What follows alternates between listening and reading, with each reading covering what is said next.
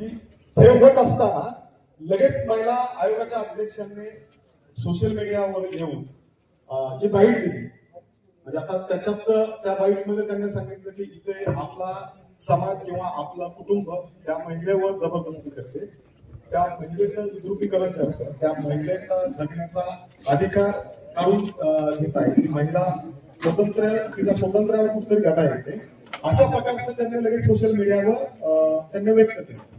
तर आपला म्हणण्याचा तो उद्देश आहे की हे जे आहे ते एक बाजू झाली, म्हणजे आज उद्या जर कोणी तुम्हाला काही कंप्लेंट केली की तुम्ही लगेच त्यांच्यावर रिॲक्ट झाला तर मग दुसऱ्या बाजूला न ऐकता त्याच्यावर अन्याय होऊ शकेल, जसा आज आपल्याला टाकायला पाहिजे. तसंच असेल तर आम्हाला हे पण मान्य होईल, आमच्याकडे पण जावळ बंद करा.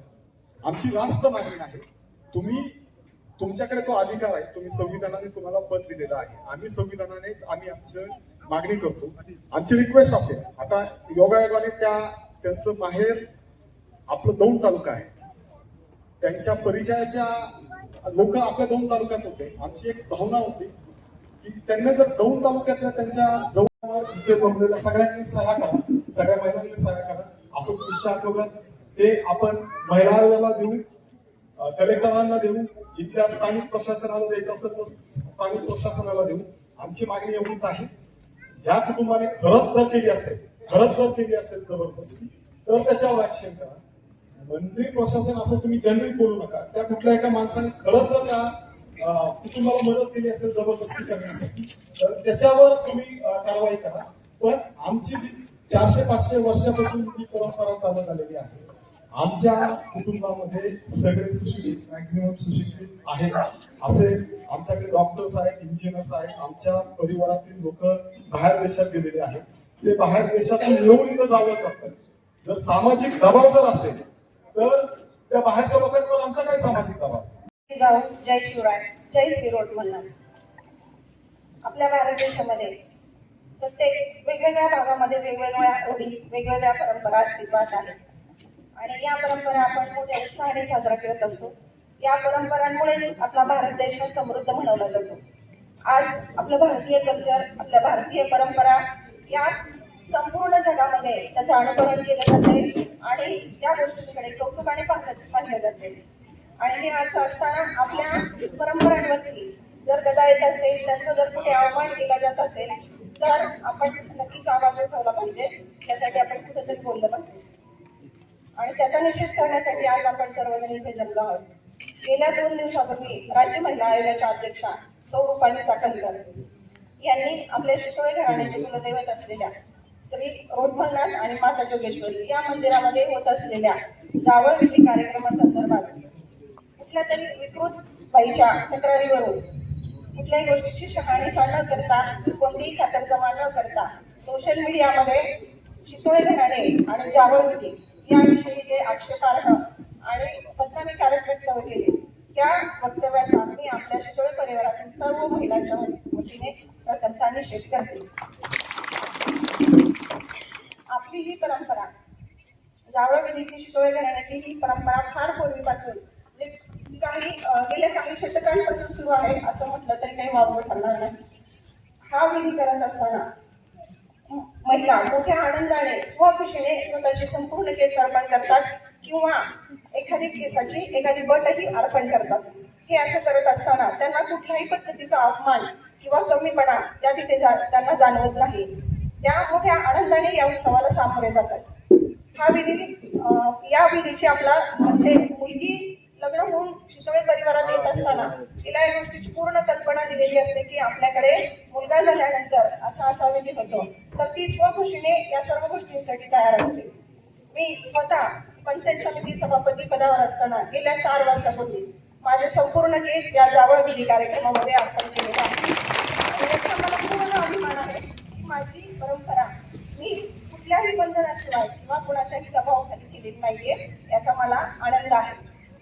हा विधी करत असताना आपल्या सर्व महिलांवर घरातल्या कुठल्या सदस्याकडून किंवा कुठल्याही व्यक्तीकडून कुठल्याही प्रकारचा दबाव, कुठल्याही प्रकारचा बंधन टाकलं जात नाही. तरीही राज्य महिला आयोगाला मी हे ठणकावून सांगू इच्छिते की त्यांनी या विषयाची नोंद घ्यावी आणि तिरुपती बालाजी मंदिरात सुद्धा सर्व महिला स्वेच्छेने दररोज शेकडो महिला केस अर्पण करत असतात. तर केस कापल्यानंतर केस पूर्ववत होणे एक नैसर्गिक क्रिया आहे. काहीच दिवसांमध्ये केस पूर्ववत येतात.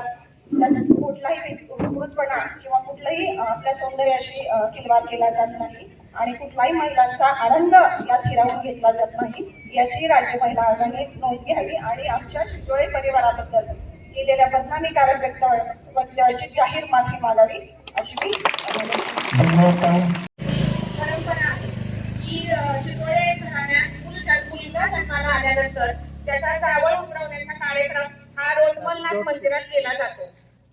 ज्यावेळी त्या मुलाचं जावळ उतरवलं जातं त्याच्यानंतर त्याच्या मातेचंही जावळ उतरवलं जातं. पण त्या मातेवर कोणतीही जबरदस्ती केली जात नाही, तिच्यावर कोणीही दबाव टाकत नाही. तो तिच्या स्वइच्छेचा प्रश्न असतो आणि ही परंपरा आमची वर्षानुवर्ष चालत आलेली आहे.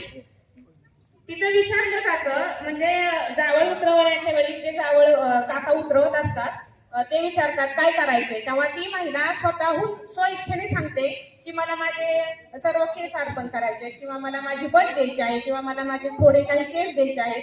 तर तिच्या स्वइच्छेने ते कार्यक्रम केला जातो.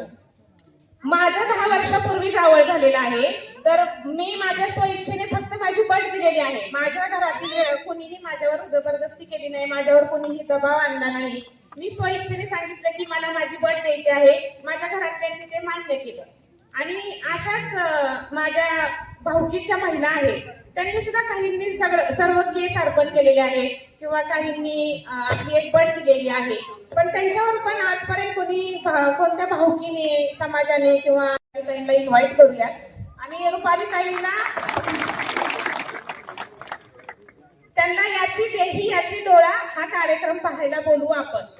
आणि हा कार्यक्रम किती आनंद उत्सवाचा असतो. हे जावळ म्हणजे आनंदाचा आणि उत्सवाचा कार्यक्रम असतो.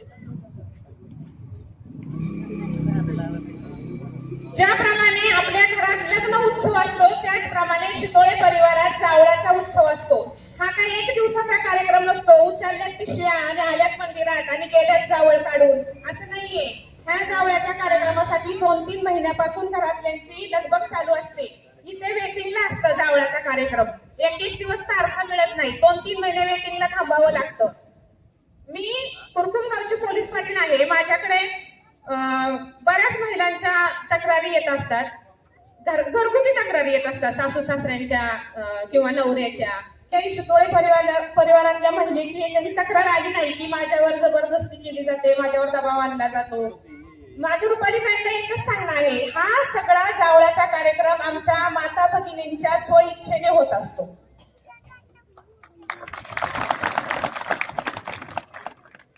त्यांच्याकडे तक्रार आली असेल, मान्य आहे मला. त्यांनी ती तक्रार घेऊन त्यांनी त्या तक्रारीचं फक्त निवारण नाही करायचं, त्यांनी दुसरीही बाजू समजून घ्यावी आणि त्या तक्रारीचा सोक्षमोक्ष करावा. जर कोणी दोषी असेल तर त्यांनी अवश्य कारवाई करावी. त्याच्याने आमचा तुम्हाला पाठिंबा आहे. पण तुम्ही अशी खोटी तक्रार घेऊन आमच्या शितोळे परिवाराला बदनाम करू नये. तुम्ही जी खोटी तक्रार येऊन जी सोशल मीडियावर जी क्लिप व्हायरल केलेली आहे, तर मला ताईंना एवढीच विनंती आहे, कृपया तुम्ही ती क्लिप डिलीट करावी. आमच्या शितोळे परिवारावर जी खोटी नाहक बदनामी केली आहे त्याला तुम्ही न्याय द्यावा अशी माझी समस्त शितोळे महिला भगिनींच्या वतीने नम्र विनंती आहे.